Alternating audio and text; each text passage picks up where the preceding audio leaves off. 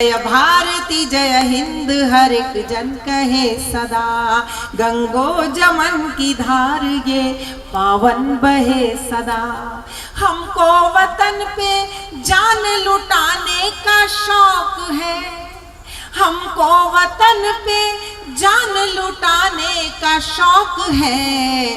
हम हो न हो हमारा तिरंगा रहे सदा, तिरंगा रहे सदा तिरंगा। और यहाँ स्त्री समाज का प्रतिनिधित्व कर रही हूँ, आधी आबादी का प्रतिनिधित्व कर रही हूँ अकेली। तो चार पंक्तियां, तमाम यहाँ केसेस आते होंगे साहब आपके पास, रोती कलपती महिलाओं के तमाम तरह की बातें होती हैं। चार पंक्तियां सुन लीजिएगा। राम कथा के संदर्भ से आज की स्त्री यदि कुछ कहना चाहे तो शायद ये कहना चाहती है। हो सकता है बहुत सारी दूसरी तरह की चीजें भी हों, बहुत सारे फर्जी केसेस भी बनते हों, लेकिन ये कहीं ना कहीं आज भी स्त्री समाज की एक सच्चाई है, एक पीड़ा है, उसे आप तक पहुंचाते हो। सुनिए। खुद अपनी भावनाओं को संन्यास न देना, खुद अपनी भावनाओं को संन्यास न देना, जीवन में कभी प्रेम को उपहास न देना। तुम राम बन भी जाओ तो दुनिया के वास्ते, तुम राम बन भी जाओ तो दुनिया के वास्ते, सीता को दोबारा कभी वनवास न देना, सीता को दोबारा कभी वनवास न देना, वनवास न। और मैं आती हूँ अपनी कविता की तरफ। अभी तक मैं सिर्फ आपसे जुड़ने की कोशिश में थी। नाम मेरा जी बिल्कुल होली मैं बिल्कुल पढ़ूंगी, उससे पहले एक दो मुक्तक, क्योंकि मैं जानती हूँ यहाँ श्रेष्ठ श्रोता बैठे हुए हैं, सबसे अच्छे श्रोता मैं कह सकती हूँ। IITs में जाती हूँ, मेडिकल कॉलेजेस में जाती हूँ, तो बहुत अच्छा एक स्तर मिलता है मुझे सुनने वालों का, और मुझे विश्वास है कि उससे भी अच्छा स्तर यहाँ पर जरूर होगा, क्योंकि सचमुच ये देश में सबसे बड़ा न्याय का मंदिर है और यहाँ ज़हीन, सबसे ज़हीन लोग बैठे हुए हैं, ये मानकर मैं कुछ कविताएं पढ़ती हूँ। सरिता मेरा नाम है साहब, सरिता का अर्थ होता है नदी। कुछ मुक्तक पढ़ती हूँ। मैंने जब कन्याकुमारी के अद्भुत समुद्र तट पर बैठकर खुद को थोड़ी देर के लिए नदी महसूस किया, एक ऐसी नदी जो जिंदगी भर अपने समंदर से मिलने के लिए यात्रा करती है, तो कुछ मुक्तक हुए, वो पढ़ती हूँ। दुनिया भर में घूमती हूँ और हर देश में जहाँ भी जाऊँ उसकी नदियाँ और उसके समंदर देखने का मुझे जरूर मेरी कोशिश होती कि मैं देखूँ। चार पंक्तियाँ पढ़ती हूँ, मुझे सबूत दीजिएगा कि मेरी बात आप तक पहुँची। एक स्त्री पूरे समाज को अपना परिचय दे रही है और एक नदी समंदर को अपना परिचय देती है। सुनिएगा। कि लहर जैसी चपलता तो मुझ में भी है, लहर जैसी चपलता तो मुझ में भी है, अनकही एक विकलता तो मुझ में भी है।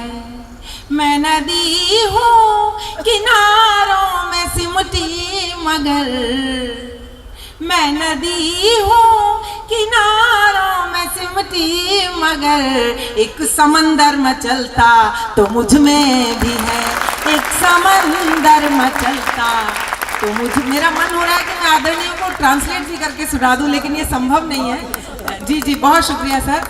ऐसा एक बार साउथ हॉल में लंदन में हुआ था कि एक कोई वहाँ के अंग्रेज मुख्य अतिथि थे, मेयर या कोई जो होते हैं वो, तो उनके लिए हमें कहा गया कि सिर्फ चार पंक्तियां आप अपनी कोई ऐसी सुनाएं जिसका अनुवाद भी आप भारत के कवि की तरफ से सुनाना चाहें। तो वही मुझे आज याद आ रहा है आपको देखकर। खैर सुनिएगा, चार पंक्तियां और कहती है। और एक शिकायत दर्ज कराती हूँ साहब, सुनिएगा, आपको अच्छी लगेगी, हृदय पर जाकर ठक से बात लग जाए तो मुझे एहसास करा दीजिएगा। सुनिएगा, चार पंक्तियां पढ़ती हूँ।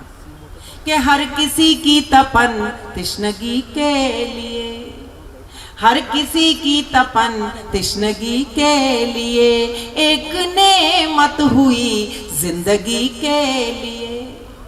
हर नदी उम्र भर उसकी खातिर चली, कब समंदर चला है नदी के लिए, कब समंदर चला है नदी के लिए, कब समंदर चला है नदी के लिए। और नेकियों से ये कैसी बदी हो गई। हैरान हो जाती हूँ मैं जब किसी महिला को कोई अमानवीय कृत्य करते देख लेती हूँ, अपराधिनी के रूप में देखती हूँ।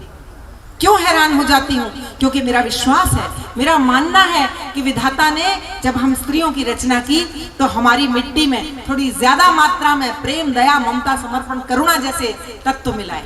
फिर हम कैसे कठोर हो जाती हैं, फिर हम कैसे अपराध कर बैठती हैं। 4 पंक्तियां देते हो साहब, सुनिएगा।